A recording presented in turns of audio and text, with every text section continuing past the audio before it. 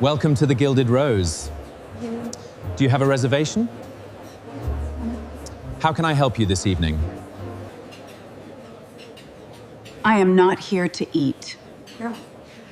I need to speak with a server named Owen. Owen? He is just a server working on the floor right now. If there is an issue with the service, I am the manager. I can handle it personally. I said call him out here. You are? The woman from that night? I am Eleanor. Do you still have my brooch? He returned quickly to the staff locker area, carrying a small wooden box that he had carefully stored for the entire week. He placed it in her hands with both of his. You kept this for an entire week without opening it? Do you know how much it is worth? It is worth more than a year of your salary. No, ma'am. It was not mine. Eleanor reached into her purse and pulled out a heavy gold-rimmed business card, placing it in Owen's palm. This is more than a thank you, Mr. Marsh. No. I came here to tell you something I uncovered this week. It concerns this restaurant. If you are following this story from anywhere in the world, please leave a comment and tell me where you are watching from. And don't forget to subscribe and turn on notifications so you don't miss out. Because what's about to fall on the Gilded Rose will be something special. But to understand why a single business card was enough to remove the color from Nathaniel's face and completely change Owen's life, we must go back 7 days to that Friday night when the rain began to fall. It was 7:15 on a Friday evening, and the Gilded Rose was deep in the dinner rush. All 22 tables were full. Silverware chimed against fine china, jazz drifted low from the ceiling speakers, and orders called from the kitchen bled through the swinging door every time someone pushed through it in either direction. Owen Marsh was standing at table 6, topping off wine for a couple celebrating something, probably an anniversary or a birthday, based on the way the woman kept glancing down at the new ring on her finger. This was the shift he looked forward to most all week, not because the work was easy, but because Friday nights always brought the best tips. He'd been running the math in his head all afternoon. If tonight went well, he'd have enough to cover 2 weeks of overdue daycare tuition for Lily, plus a little left over for a new pair of work shoes, because the soles on his current pair had worn down so thin that he could feel the cold tile through the lining every time he stood in one spot too long. He was just about to head back to the service station to pick up the appetizer for the next table when Nathaniel Pierce called his name from behind the host stand. "Owen, come here." Owen walked over. Nathaniel didn't look at him, just tilted his head toward the large front window facing Newbury Street. A woman was standing outside, her back against the brick wall about 5 feet from the restaurant entrance. She had on a charcoal wool coat, the expensive kind, her hair pinned up neatly, though a few strands had come loose at her temples. Her hands were trembling. The phone in her palm looked like it could slip out and hit the sidewalk at any moment. She wasn't looking at the screen. She was staring straight ahead, fixing her eyes on some point in the distance that didn't quite exist, just trying to stay upright. "She's been out there 5 minutes, Nathaniel said, his voice as flat as if he were commenting on the weather. Looks more like a drunk than a potential customer. Todd Reyes, standing near the window polishing a glass, let out a short laugh. He pulled his phone from his apron pocket, raised it to eye level, and aimed the lens toward the window. Probably hammered, Todd said, still grinning. Might as well film it. Owen looked through the glass again. The woman was still there, one hand braced against the wall, the other gripping the phone, her body tilted slightly to one side in a way that wasn't natural. "Shouldn't somebody go out and check on her?" Owen asked. "Not our problem," Nathaniel said, eyes still on the reservation screen. "Let building security deal with it. We've got 22 tables running, Owen. Get back to your station." Owen looked at her one more time. She was trying to lift the phone closer to her ear, but her hands were shaking badly enough that she couldn't hold it steady long enough to make out the screen. He set the ordering tablet down on the counter. No asking permission, no explanation. The thought did move through his head. Walking off the floor during the peak rush could cost him tips tonight, and those tips were the only thing standing between him and 2 weeks of overdue daycare tuition for Lily. Her teacher had said so that morning, in a voice that was kind but unmistakably clear. The balance needed to be settled by the end of the month, or the center would have to reconsider Lily's spot. That thought crossed his mind in exactly half a second. Then he walked out the door. The November air in Boston hit sharp, carrying the cold damp off the Charles River. Owen moved quickly toward the woman, both hands out in front of him, ready if she started to go. "Ma'am, are you all right?" She turned toward him, her eyes unfocused, trying to find his face but not quite landing on it. "My son," she said, her voice breaking up at the edges. "I need to call my son. Let me help you." Owen took hold of her elbow, gently but with a grip that held. She was heavier than he'd expected when her weight shifted against his arm, which told him her legs weren't as steady as she was working to make them look. A faint trace of perfume came off her coat. Something Owen didn't know the name of, but knew without question, cost more than anything he'd ever smelled in his life. He guided her inside, through the glass door where Todd was still standing with his phone raised, the lens now swinging their direction.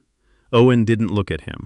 He kept his focus on keeping the woman upright, one step at a time, feeling each small hitch in her stride, the way her body seemed to be sending signals a beat slower than normal down to her feet, until they reached the cushioned bench seating near the entrance where guests usually waited for a table.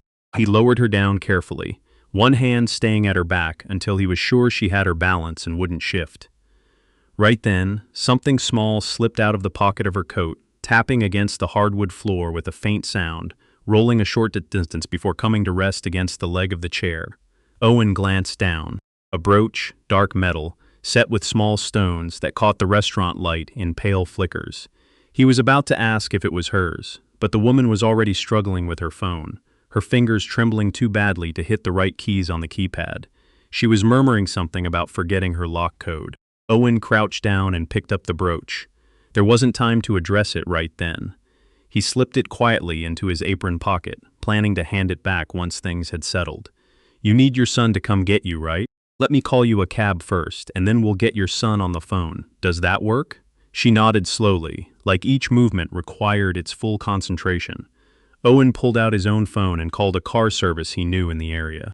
While the line was connecting, he sat down in the chair beside her, close enough that he could reach her if she started to tip, but far enough back that she didn't feel crowded. Her hands were still trembling, but something in the pattern of it made him pause. It wasn't the kind of shaking he'd seen from people who'd had too much to drink, something he'd witnessed enough times in this line of work to know its particular shape. Loose and uneven, usually paired with slurred speech, and that flat, drifting look in the eyes. This was different. It was more rhythmic, almost like a fine, continuous tremor that didn't let up, and it came paired with persistent blinking, like she was working hard to keep her vision from going soft on her. But Owen wasn't a doctor. Only knew one thing. She needed to be kept safe until someone who knew her arrived, and it wasn't his job to figure out the cause right now. The car service dispatcher said 15 minutes. "My son," she said again, a little clearer than before. "He's on his way. I texted him before She didn't finish the sentence. "Then let me cancel the cab. We'll wait for your son." Owen called back and canceled the ride, then put his phone away. He settled into the chair beside her, not asking her name, not asking where she'd come from or what she did for a living. Those questions didn't seem necessary, and she probably didn't have the steadiness to answer them coherently right now anyway. Instead, he talked about nothing that mattered. About how November in Boston was running colder than usual this year. About how the leaves at the Common had started turning late. About how the forecast was calling for a heavy rain moving in next week sometime. He kept his voice even and slow, not because he had anything particular worth saying, but because he remembered something hazy from a basic first aid course he'd taken years ago. That keeping someone with a health episode alert through light conversation was the right thing to do while you waited for help. She listened. Sometimes she nodded. Sometimes she just looked straight ahead. But gradually, the trembling in her hands eased a little, and her breathing settled into something more regular. There was one moment when she turned and looked at Owen, her eyes sharper than they'd been at any point in their exchange, like she'd just registered that there was a stranger sitting next to her for no reason other than that he'd wanted to help, nothing else. "You don't have to do this," she said. Her voice was still a little thin, but far more steady than before. "I know," Owen said, "but I don't have anywhere more urgent to be right now." That wasn't entirely true. He still had 14 tables that needed attention, and he knew full well that Nathaniel was counting every minute he was away. But he didn't say that. 40 minutes passed that way. Inside the restaurant, Owen caught glimpses of Nathaniel walking past a few times, throwing looks in their direction with an expression that made his dissatisfaction plain, though he said nothing in the moment, saving it for later. Once, he stopped at the host's stand and stared straight at Owen for several seconds, long enough that Owen could feel the weight of it from across the room. But he didn't stand up. The other tables were still waiting, and Owen knew that, but he didn't stand up. Finally, the front door of the restaurant opened. A middle-aged man in a gray wool coat came in with worry written plainly on his face, his eyes sweeping the room until they landed on the bench seating where Owen and the woman were sitting. "Mom." He crossed the room quickly and crouched down in front of her, taking both her hands in his. "I'm sorry, I got here as fast as I could. Traffic was terrible. Are you okay?" "I'm fine," she said, her voice considerably steadier than it had been an hour ago. "This young man stayed with me." The man, Grant, looked up at Owen, his expression shifting between relief and something that wanted to be gratitude, but didn't quite have words yet. "Thank you. I genuinely don't know what to say. It's nothing. I just made sure she was safe." Grant stood and reached for his wallet, pulling out $200 bills and holding them toward Owen. "Please take this. It's the least I can do." Owen looked at the money, then took a small step back. "That's not necessary. I didn't do anything that needs paying for." "You sure? This isn't a lot compared to what you did, I'm sure." Owen kept his voice easy, trying not to make it sound like a refusal. "I just hope she gets home all right."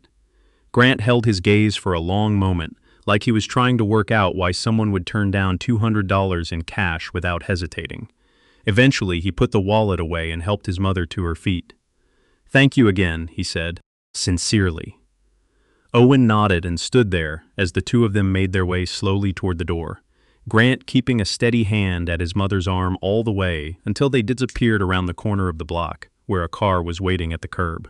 He stood there for another few seconds, then turned and walked back inside to pick up what was left of his shift.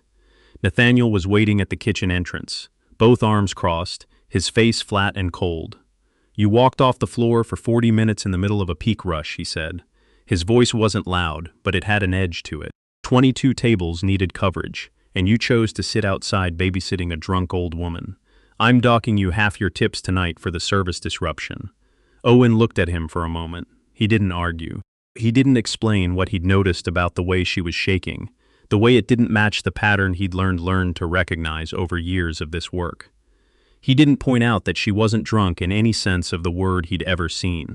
Nathaniel had already made up his mind before Owen had even come back through the door, and nothing Owen said now was going to move that. He picked up the ordering tablet from the counter and went back to work. A few minutes into his next table, he reached to his apron pocket for his pen and felt something small and hard with a faint edge to it. The brooch. He'd forgotten it was still there. He pressed it back into the corner of the pocket, meaning to find a way to return it if the woman ever came back.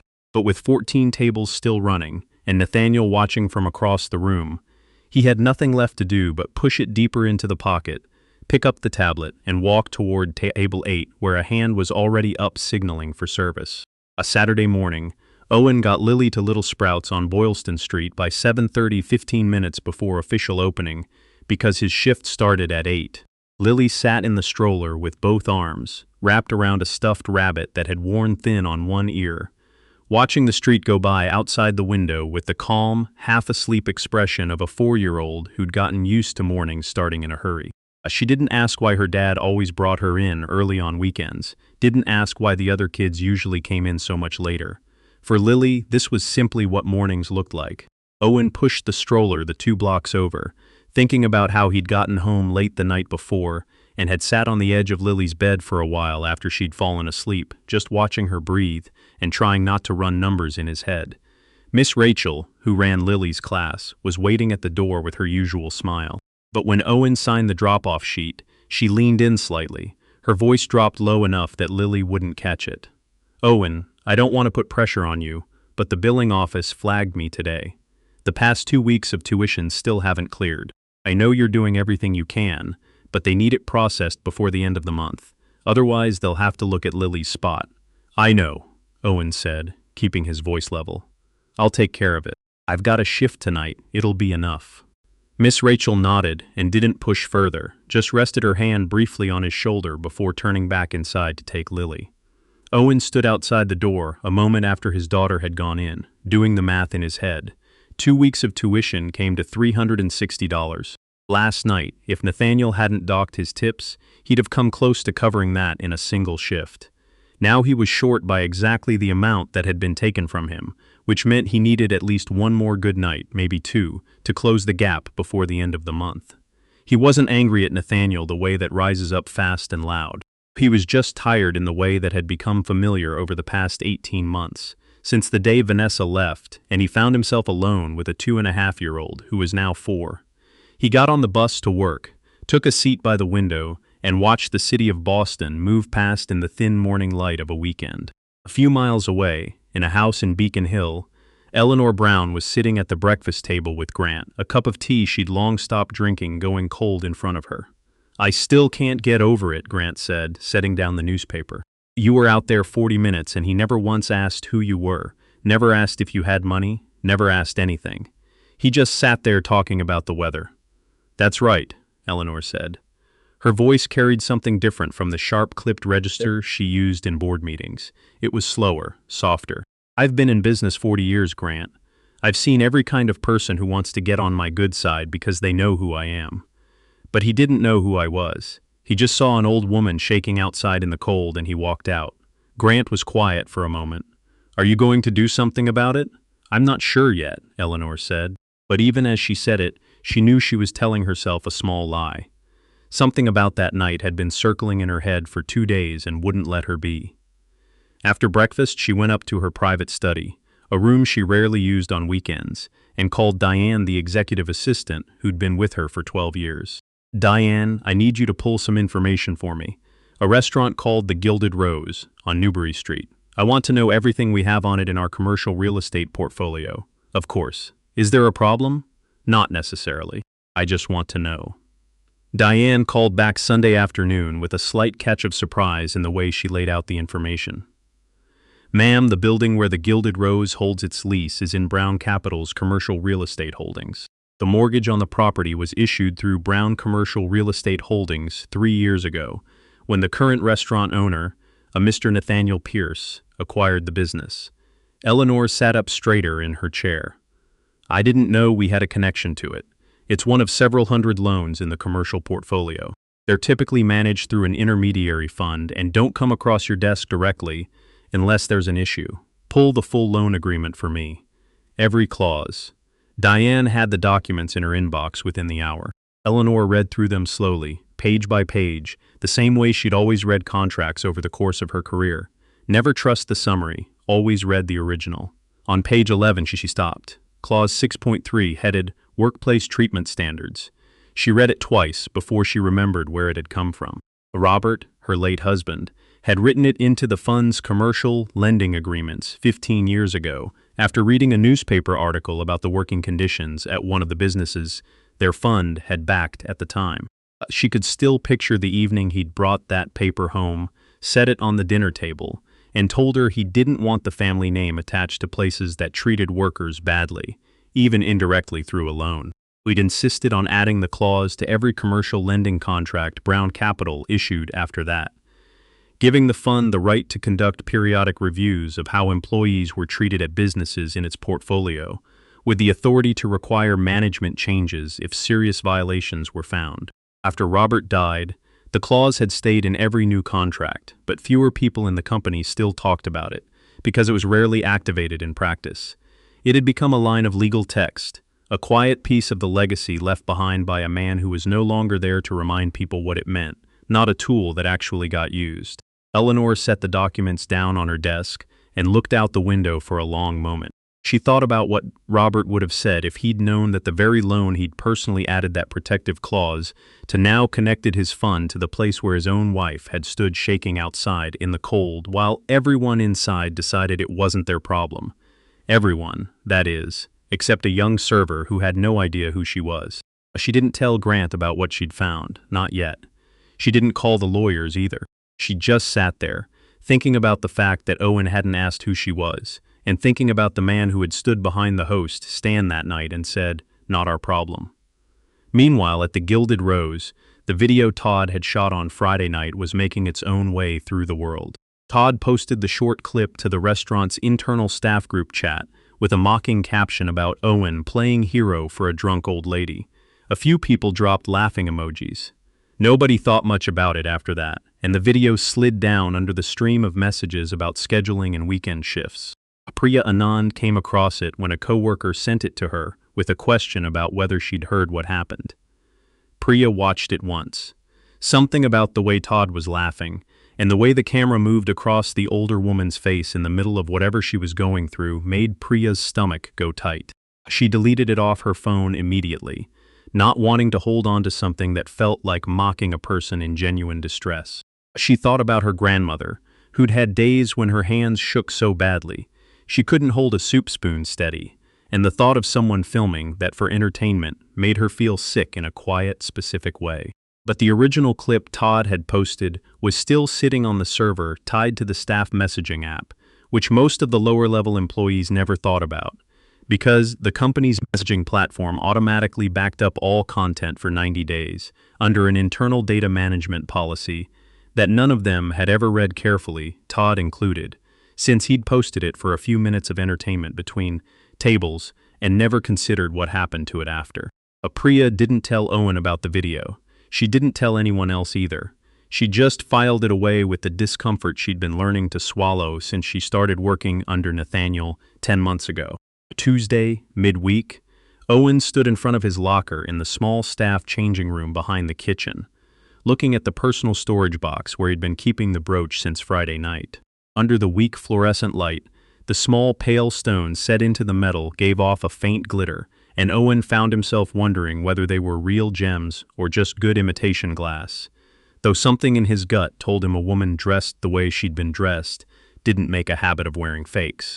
He'd gone back and forth all week about whether to report it to management, the way the employee handbook said you were supposed to when you found a guest's belongings.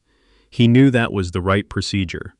It had been covered in his new hire orientation 2 years back, but every time he got close to doing it, the image of Nathaniel waiting at the kitchen door Friday night came back to him. That flat voice announcing the tip penalty, and he stopped. His relationship with Nathaniel since that night had gotten noticeably colder. Owen had been put on the worst shifts of the week, the slow morning and midday slots, where tips averaged out to about a third of what he made on a Friday or Saturday night. Nobody said it out loud. Nobody needed to. Every server who'd worked long enough under Nathaniel understood that the punishment didn't always come as a reprimand. It came as a schedule. He was also worried that reporting the brooch now would just give Nathaniel one more thing to hold against him. Why had a server kept a guest's property locked in his personal locker for days instead of turning it in immediately? Never mind that the woman had left before he could hand it back. Never mind that he had no way to reach her. Nathaniel would find a way to make it into something it wasn't, and Owen knew it. He shut the locker, decided he'd give it a few more days, and held out the quiet hope that somehow the woman might come back. Even if he was being honest with himself, he wasn't entirely sure she would. Thursday afternoon, at the Brown Capital offices on the 32nd floor of a building overlooking Boston Harbor, Eleanor called Diane into her private office. "I want you to schedule a portfolio review visit to our commercial real estate properties," she said, starting with the Gilded Rose. Diane glanced at the calendar on her tablet. "Ma'am, the annual review for that portfolio is already on the books for February per the standard evaluation cycle. I want to move it up 3 months. This week if possible, Friday at the latest."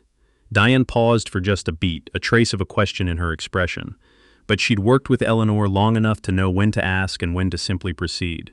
"Of course, I'll arrange it right away. Do you want me to prepare the full assessment package, including Clause 6.3? Eleanor looked at her for a moment, mildly surprised that Diane had connected the dots on her own, even without knowing the full story. "Full package," Eleanor said. "Everything. Do you want me to come with you?" Grant asked later that evening, when Eleanor mentioned the visit over dinner. "If you're planning to do something involving that restaurant, I don't think you should go alone." "I'll have the legal team with me," Eleanor said, her voice easy but settled, the tone Grant had known since childhood as the one that meant a decision had already been made and wasn't going to change. "But I want to go myself." She didn't explain the real reason to Grant, and she didn't explain it to her team when they asked why a routine annual review was being pushed forward so abruptly. She repeated the same single sentence each time someone asked, her expression staying exactly the same, the way it always did when she was choosing not to show more than was necessary after 4 decades of running a business. "I want to go myself." Monday, 3 days after Owen had dropped Lily off at daycare, the sous chef Marcus Webb stopped Nathaniel midway through the lunch service to explain that the risotto for table 12 was going to run 5 minutes behind. The kitchen was short-staffed by one, a cook who'd called in sick that morning, leaving 3 people where there were usually 4 to handle the afternoon's full ticket load. Marcus had worked at the Gilded Rose close to 2 years, long enough to know exactly how to bring a problem to Nathaniel in the flattest, most neutral terms possible, avoiding any word or phrase that could be read as blame or excuse. He'd learned it from watching what happened to other people when they got it wrong. Nathaniel didn't ask any questions. He just looked at Marcus. "I don't care about the kitchen being short. The guests don't care about the kitchen being short. I'm docking you 2 hours from this week's paycheck for slow service." Marcus opened his mouth to say something else, but Nathaniel had already turned and was walking back toward the host area, leaving Marcus standing there with the particular expression of someone who'd just been penalized for something entirely outside his control. That same evening, a newer server named Dana, 2 weeks into the job, caught the edge of a water glass while clearing a table and sent it tipping. Water spread across the tablecloth and splashed the sleeve of one of the guests, an older man sitting with his wife. Nathaniel appeared within 10 seconds, as though he'd been stationed nearby waiting for something to go wrong. "What exactly are you doing?" His voice was loud enough that the table beside them could hear every word. "This is a 5-star restaurant, not a fast food counter where you can spill things on guests without consequences." Donna went still, the cloth still in her hand, her face going red. "I'm so sorry, I'll clean it up right away. Go get a fresh linen. Now." Nathaniel turned immediately to the couple, his voice flipping to something warm and almost solicitous. "I sincerely apologize for the inconvenience. Your dinner this evening will be completely on us." He didn't look back at Dana when she returned with the fresh cloth, her hands still slightly unsteady. Priya Anand was at the bar a few feet away and had watched the whole thing. 10 months at the Gilded Rose, which was long enough to know this wasn't the first time Nathaniel had handled something this way, and long enough to know that speaking up wouldn't change anything except making her the next target. She'd seen at least 4 versions of this same scene play out in the past few months alone. Different employee each time, different reason each time, same script. Small mistake, outsized reaction, an apology sweet as honey for the guest, and cold silence for the person who'd made the error. She was paying down $62,000 in student loans, the kind of debt that stacked up across 4 years of hospitality management at a school she genuinely believed would open better doors. The Gilded Rose paid more than almost any comparable restaurant in the area, enough that she could keep her monthly payments current without falling behind, and that was not something she was willing to gamble away over a moment of principle. Every time the thought of saying something crossed her mind, the image of that loan statement came right behind it, with the interest accruing each month, and that image always won. She watched Dana wipe down the table, hands still not fully steady, and felt a familiar tightening in her chest, the same one she'd been living with for 10 months every time something like this happened to someone else. She turned back to the bar, dropped her eyes, and kept working. Owen had received that week's schedule on Tuesday morning, taped to the notice board outside the changing room. He'd stood there reading it carefully twice, his finger moving down each line to make sure he hadn't misread anything. He was assigned the 3 worst shifts of the week: Tuesday morning, Wednesday afternoon, Sunday midday, every one of them in the dead hours when foot traffic was lightest, and tips averaged out to about a third of what he made on a Friday or Saturday night. None of them overlapped with the prime evening slots that had previously made up the bulk of his monthly income. He didn't need anyone to explain it to him. No one said it directly, but every server who'd worked under Nathaniel long enough understood that this was how it worked. The punishment wasn't a verbal reprimand, wasn't anything you could point to as evidence. It was a schedule, adjusted quietly, precisely enough to make the financial damage real without leaving any record that could be contested. Owen stood looking at the paper for a moment, running numbers in his head, thinking about how far this put him from covering Lily's daycare balance before the end of the month. The gap wasn't small, and he still had no answer for how to close it. He didn't go to Nathaniel's office. He'd learned over months of working for this man that any pushback, however small and however justified, was treated as defiance that needed to be addressed. What Nathaniel didn't know, or had never stopped to remember, was that 3 years ago he'd signed a contract that made every single thing happening inside this restaurant subject to outside scrutiny. When he'd bought the Gilded Rose from its previous owner, he'd needed a large commercial mortgage, and he'd needed it fast, because another buyer was circling the same property at the same time, and the window was closing. He remembered those days well, the pressure of it, the sense that he had to move or lose one of the best restaurant locations in the Back Bay.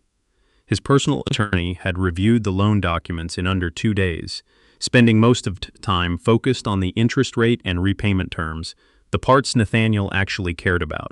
Clause 6.3, on page 11 of a contract that ran over 40 pages, didn't get any particular attention from either of them. It looked like standard language, the kind of protective boilerplate that large investment funds routinely buried in commercial lending agreements, the kind nobody in that signing room expected would ever amount to anything. To Nathaniel, it was just one more page in a stack he needed to get through to access the money.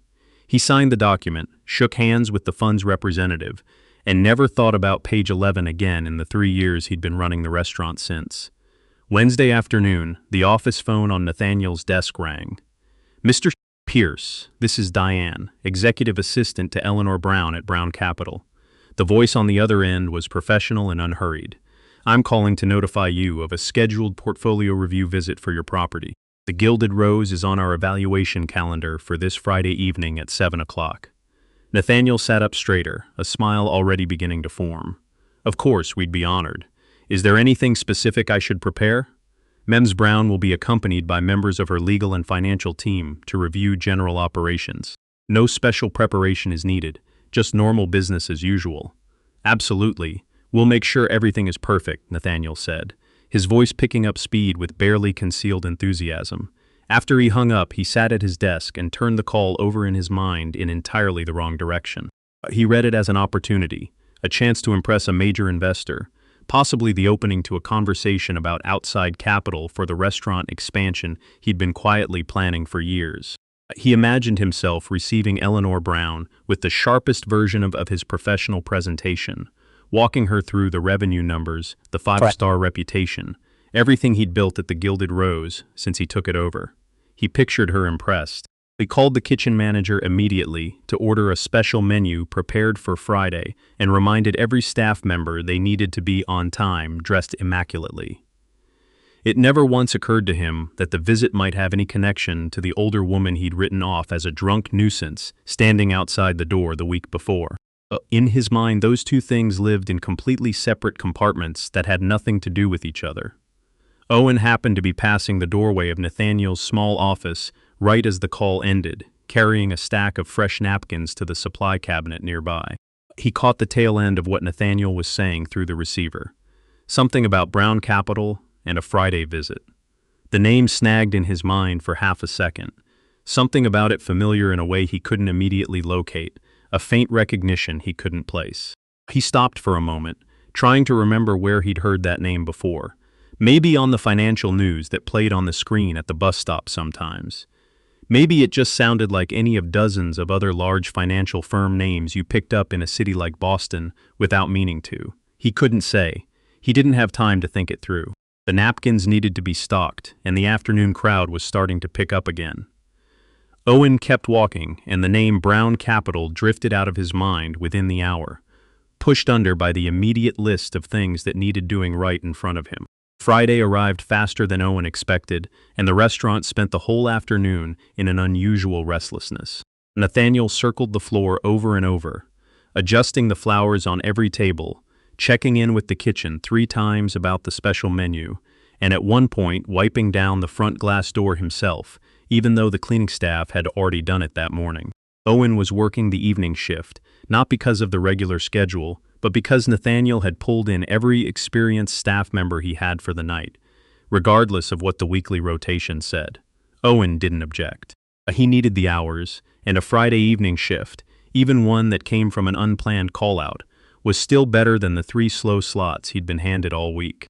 At exactly 7 o'clock, exactly 1 week to the hour, since the night Owen had steadied an older woman through the front door in the November cold, he was straightening the place settings at table 6 when a sound came in from the street outside, low and unhurried.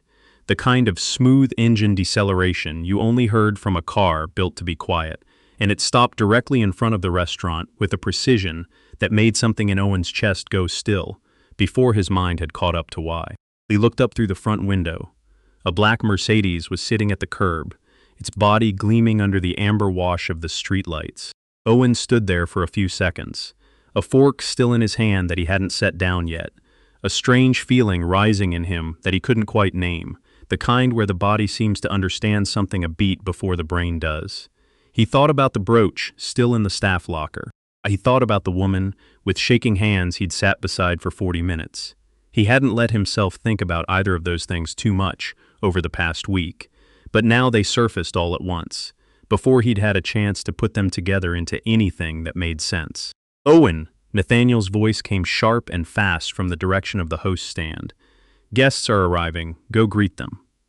Owen put the fork down on the table, turned and walked toward the door, his heartbeat slightly faster than it should have been for a routine greeting. He stepped outside just as the car door opened. The woman who came out was wearing an ash-gray suit.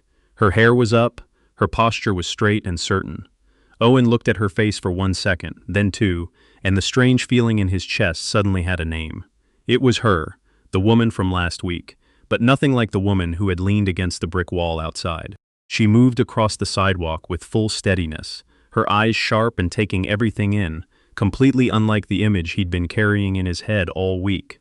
The one he'd tried not to examine too closely, but that had kept surfacing whenever he opened that locker. Behind her, a man in a dark suit stepped out from the front passenger side, carrying a slim leather briefcase. Then a younger woman, also in professional dress, holding a tablet pressed close against her chest as though protecting something inside it. Both of them followed Eleanor with a focused, unhurried purpose that didn't look like social accompaniment. It looked like people who had arrived to do a specific job that had been planned well in advance. Nathaniel had materialized at Owen's shoulder, his widest professional smile already in place. "Welcome to the Gilded Rose. How can I help this evening?" "I need to speak with a server named Owen Marsh," Eleanor said. Her voice wasn't loud, but it had enough weight that Nathaniel stopped mid-sentence. "Owen, he's on the floor right now. If there's something I can help with first..." "He's standing right there," Eleanor said. Her eyes had already found Owen before Nathaniel finished turning to look. Owen stepped forward, the cloth still in his hand from inside. "Good evening. I'm glad to see you're doing better. Thanks to you," Eleanor said. She looked at him for a long moment like she was confirming something she'd been holding on to all week. "My brooch. Do you still have it?" Owen nodded without finding words right away. He moved quickly back through the kitchen to the staff locker area and returned carrying the small wooden box he'd kept safely stored away since Friday. He placed it into her hands with both of his. Eleanor lifted the lid, looked at the piece of jewelry glinting inside, then raised her eyes directly to his. "You held on to this for an entire week without once opening it to see what was inside? Do you know what it's worth? That it's more than a year of your salary?" "No, ma'am. It wasn't mine." Eleanor reached into her purse and drew out a gold-rimmed business card, setting it in Owen's palm alongside the box. "This is more than a thank you, Mr. Marsh," she said, her voice dropping to something precise and deliberate. "I came here to tell you something I uncovered this week, about this very restaurant you've been faithfully working in." Then she turned to face Nathaniel, and her voice changed completely, the quiet warmth she'd used with Owen gone, replaced by something clean and cold that Nathaniel had never heard from a guest before. "Mr. Pierce, I'm Eleanor Brown, founder and chairman of Brown Capital." Nathaniel blinked, the smile on his face stiffened slightly. It's a real honor to have you here. My fund holds the mortgage on this building through Brown Commercial Real Estate Holdings," Eleanor continued, not waiting for him to respond. "The loan agreement you signed 3 years ago contains Clause 6.3, which gives us the authority to conduct periodic reviews of employee treatment standards at businesses in our lending portfolio." She nodded toward the man who'd come with the briefcase, who stepped forward and set a folder of documents on the host stand. Nathaniel looked at the folder, then at Eleanor, not yet fully understanding what he was looking at. I don't recall that clause. It must have been standard language." "It is standard language," Eleanor said. "That doesn't make it unenforceable." The man with the briefcase introduced himself briefly as James Halloran, the fund's legal counsel. He opened a tablet and turned the screen toward Nathaniel. "We received an anonymous internal complaint 4 days ago." Halloran said, in the flat, unhurried register of someone who spent most of his working life in formal proceedings. From a current employee of the Gilded Rose who declined to be identified due to concern about retaliation. That complaint triggered the review process under Clause 6.3. On the screen was the short clip Todd had filmed the previous Friday, Eleanor unsteady on the sidewalk outside, Todd's laughter audible behind the camera, the mocking caption typed below it. Nathaniel stared at the screen. The confidence he'd walked in with was leaving his face 1 degree at a time. Additionally, Halloran said, swiping to the next screen, we have documented records of irregular payroll deductions across kitchen staff over the past 3 months. 11 separate instances, none accompanied by formal justification consistent with standard labor policy. Priya had come out from behind the bar at some point without anyone noticing, and she was standing a few feet away with her arms crossed and her face pale but her eyes steady. She was the one who'd filed the complaint. 2 days after she'd heard about the upcoming review, she'd understood it was the only window she was ever going to have, to say what she'd been watching for 10 months, without bearing the consequences alone. She'd spent 2 nights lying awake turning it over before she opened her email and started typing, writing and deleting and rewriting, until the morning she finally pressed send. I can confirm what's in that document, Priya said. Her voice had a faint tremor in it, but it didn't stop.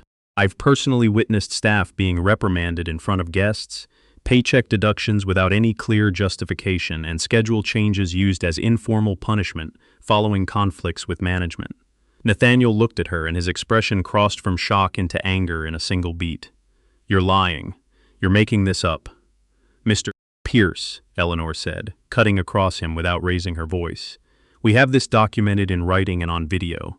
This is not a discussion about whether she's telling the truth. Priya glanced at Eleanor for just a second, then looked back down, her hands pressed together in front of her. But she didn't step back, and she didn't apologize for having spoken. It was the first time in 10 months that saying what she knew hadn't felt like standing completely alone. Nathaniel stood very still, his jaw set, his hand opening and closing at his side. When he finally spoke, his voice had pulled back from the edge of outright anger, but hadn't given anything. I run a business, he said, not a charity. That man walked off the floor for 40 minutes without permission and without explanation during a full dinner service. I had 22 tables going. Penalizing a staff member for abandoning their station in the middle of peak hours is a legitimate call, regardless of who you turn out to be. If every server could decide on their own when their personal reasons were good enough to leave their post, this restaurant wouldn't survive a week. I'm not talking about the tip penalty, Eleanor said. I'm talking about Marcus Webb losing 2 hours of pay because the kitchen was understaffed due to a situation he had zero control over. I'm talking about a server named Dana being dressed down in front of guests for spilling a glass of water. I'm talking about the way this place is run as a general practice, Mr. Pierce.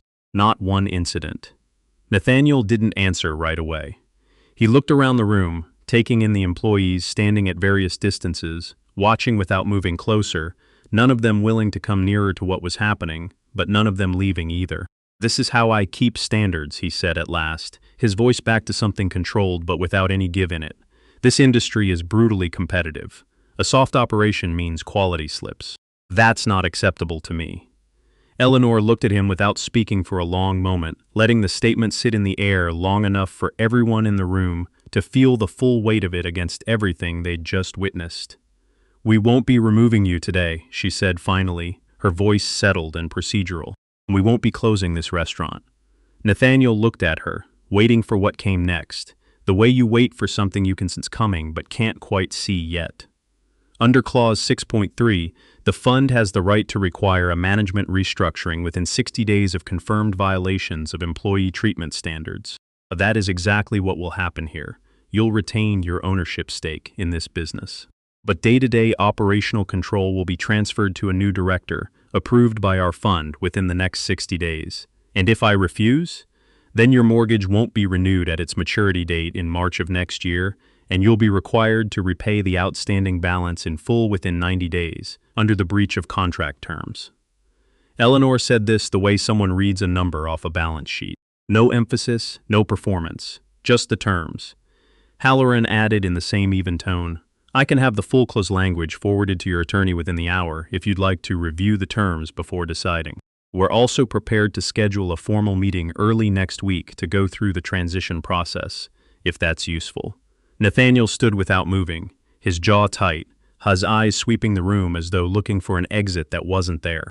Then he pulled out his phone, turned toward the door, and was already talking to someone before it had fully closed behind him.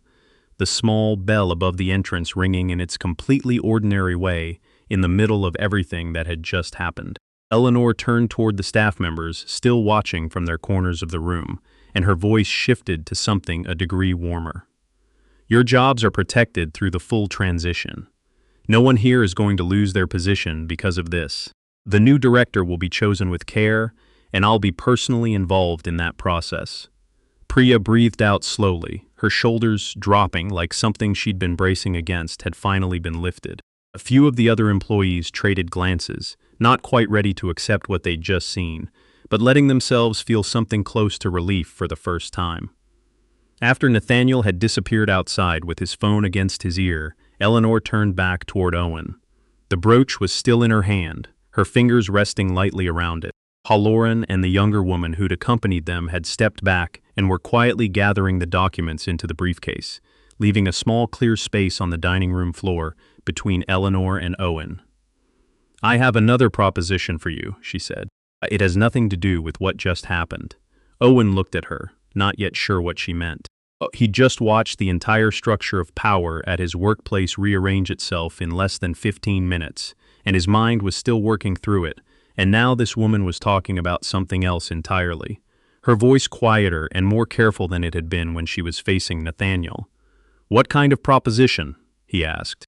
His hand tightened slightly on the cloth he was still holding. Eleanor didn't answer right away. She looked around the dining room for a moment, watching the employees beginning to drift back toward their stations. Some of them still carrying that particular expression of relief that hasn't fully landed yet. And then she looked back at Owen, seeming to turn over the right words, the way you do when you want to offer something without making the other person feel like they're being handed anything. Not here, she said. Can you spare me a few minutes after your shift ends tonight? I won't keep you long, and I think this is something you should hear directly, not from anyone else. Owen nodded, not fully understanding yet, but something in the way she said it told him that whatever was coming was worth staying for. Shift ended at 10 that night, a little later than usual, because he'd stayed to help with the final cleanup after everything had settled down. The restaurant was nearly empty by then, just a few staff members finishing the last tables, the lights turned lower than they were during service. He took off his apron, hung it on the hook in the changing room, and came back out to the main floor, where Eleanor was already seated at one of the corner tables with a cup of hot tea in front of her. Halloran and the assistant had left earlier, and she was on her own with what remained of the evening. She'd let go of the formal posture she'd carried through the confrontation with Nathaniel. What was left was something quieter, closer to tired, the way a person looks when they've just finished something hard that needed to be done.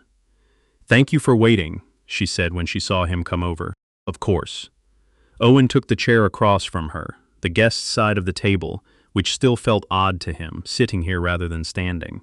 He looked around the almost empty dining room and found it strange feeling in the quiet, the same room he'd worked in for years looking unfamiliar when it was this still. Eleanor didn't take time working up to it. Brown Capital is launching a scholarship program for frontline workers in our commercial real estate portfolio. Restaurant and hospitality management training, 18 months, part-time, so you can stay working while you're enrolled. She paused and looked straight at him. You're the first candidate I'm recommending. Owen blinked. Me? You? Why me? Because of how you handled that night, Eleanor said. You didn't ask who I was. You didn't ask whether I had money. You turned down the $200 my son offered you without a second's hesitation. That's exactly the kind of quality this program is looking for. Not a degree, not prior management experience, integrity that doesn't calculate. Owen was quiet for a moment, turning the glass of water in front of him without drinking from it. I only finished high school, ma'am. I don't have any kind of management background. I've never honestly considered that management was something in the cards for me. That's exactly who this program was designed for, Eleanor said, without any hesitation at all. If you already had a management degree, you wouldn't need it. We're looking for people who have the capacity but haven't had the opening, not people who already have both. But I've got Lily, my daughter. I can't handle evening classes without someone to look after her. Full childcare support is included for the entire 18 months of enrollment, Eleanor said. We built that in from the beginning because most of the frontline workers we want to reach are single parents or people carrying family responsibilities without many options. We knew that going in. Owen looked at her, working through everything she'd just said. 18 months was the exact time frame he'd been quietly turning over in his head for years. Whenever he let himself think about picking up some kind of certification, something that might open a door, and then putting it away again because he couldn't see how to make school and Lily work at the same time. I need to think about it, he said finally. Not because he didn't want this, but because the whole evening had brought too much at once, and he needed to find solid ground before he gave anyone an answer. You have time, Eleanor said. The program starts next month. You don't need to tell me tonight. 60 days after that, the new management team at the Gilded Rose officially took over, following a selection process that Brown Capital's team had run methodically. The person they chose was a woman named Carol Jensen, who'd managed a small restaurant group out of Providence. With a track record, the selection committee found compelling for one reason above all others: the way her staff described working for her. Nathaniel, per the terms of the agreement, kept his ownership stake. He received the financial reports on a regular schedule, but had no further hand in the daily running of the restaurant. He showed up in person a few times during the early weeks, standing off to one side with the expression of someone who hadn't finished processing the fact that the room no longer answered to him, and then his appearances got farther apart, and then they essentially stopped. One of Carol's first decisions was to go through the full staff roster based on actual work records, rather than on the informal assessments Nathaniel had left behind. She spent her entire first week doing nothing but sitting down with each employee individually, asking them about the job, about the difficulties they'd run into, about what they thought could be done better. Nobody in that building had seen anything like it. Priya was called into the small back office, the same room where Nathaniel had once delivered disciplinary decisions that had made her stomach tighten before she'd even sat down. The overhead fluorescent light was the same one it had always been. But something about the room felt different with Carol in it. I've been through your file, Carol said, her voice warm but grounded. 10 months with no documented errors, consistently high guest scores, and I know what you did during the review. Priya's body was still defaulting to the careful self-protective posture she'd developed over 10 months of never quite knowing what a meeting in this room was going to cost her. I want to promote you to shift lead, Carol said. Honestly, it's a role you should have had months ago. Priya thought about the 3 times she'd asked to be considered for exactly this position under Nathaniel, and the 3 times she'd gotten back something vague about needing more experience, even while she was consistently the person on the floor, handling the hardest situations with the most steadiness. She said yes, kept her voice even when she did it, though something in her chest released with a completeness she hadn't felt since the first week she'd walked through the door, a long, slow exhale she hadn't known she was still holding. Owen made his decision 2 weeks after his conversation with Eleanor, after he'd run the numbers carefully. Talked with Miss Rachel about whether evening classes would affect his pickup schedule, and spent a late night at the kitchen table watching his daughter sleep in the next room and thinking about what he wanted to be building toward. I also called his mother in Worcester and told her everything, and she said one thing he knew he'd keep. You've always been a good person, Owen. Now it's time for that to be good for you too. When the scholarship program was formally announced within Brown Capital, the name Eleanor had chosen for it was the Robert Brown Frontline Workers Scholarship. It wasn't an accidental choice. Robert Brown, the man who'd insisted on writing Clause 6.3 into the fund's commercial lending agreements all those years ago, had held a particular belief consistently throughout his life, that people who showed up every day at the front line, the servers and the housekeeping staff and the people behind the bar, deserved to be genuinely seen and given a real shot, not just treated with basic decency as a minimum floor.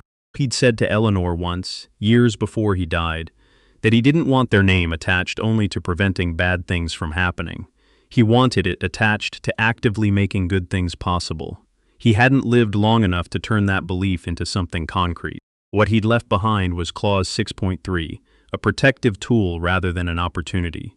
Eleanor had spent years running the fund after he was gone, honoring the clause the way a legal obligation gets honored, without ever quite finding what completed it. Then, one Friday night in November, she'd stood on a cold sidewalk, and a young man with worn-through shoe soles had come outside and sat beside her for 40 minutes without once asking who she was.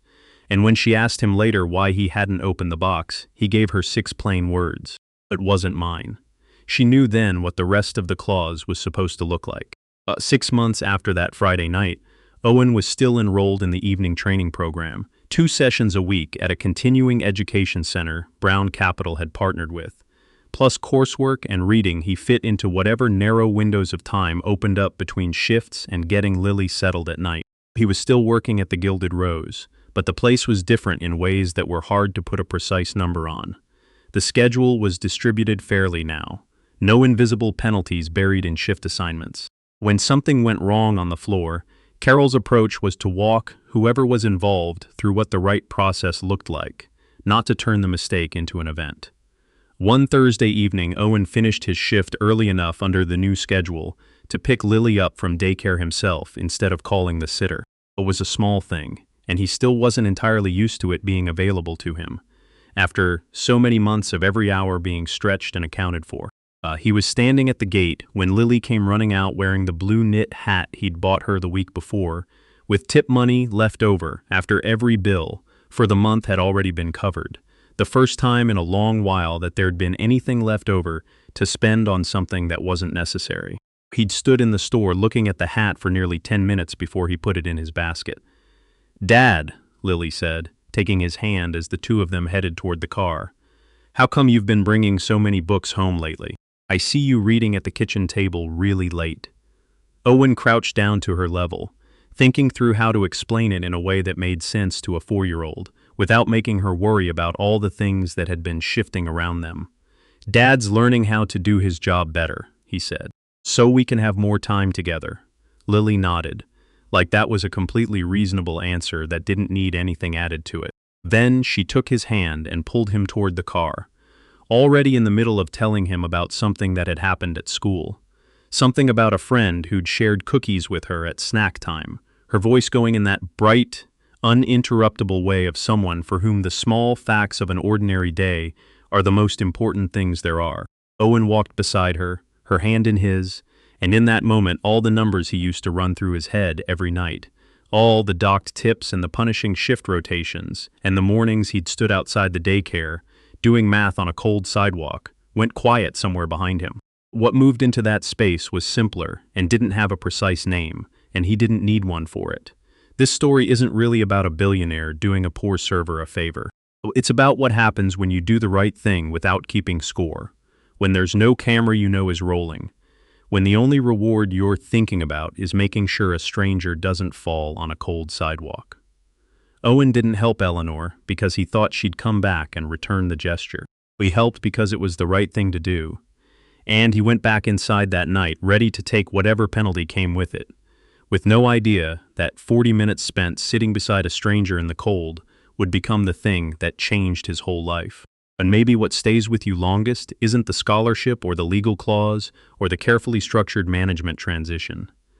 Maybe it's the answer Owen gave when she asked why he hadn't opened the box. 6 words, plain enough that you could almost miss them. It wasn't mine. That's the reason Eleanor came back the following week. Not because she felt she owed something. Because in 40 years of building a business, she'd learned to recognize something rare when it was standing directly in front of her. And on a cold Friday night in November, she found it in a person who hadn't been looking to be found.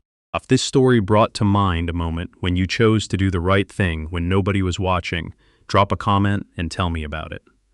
Hit like, subscribe to the channel, and I'll see you in the next one.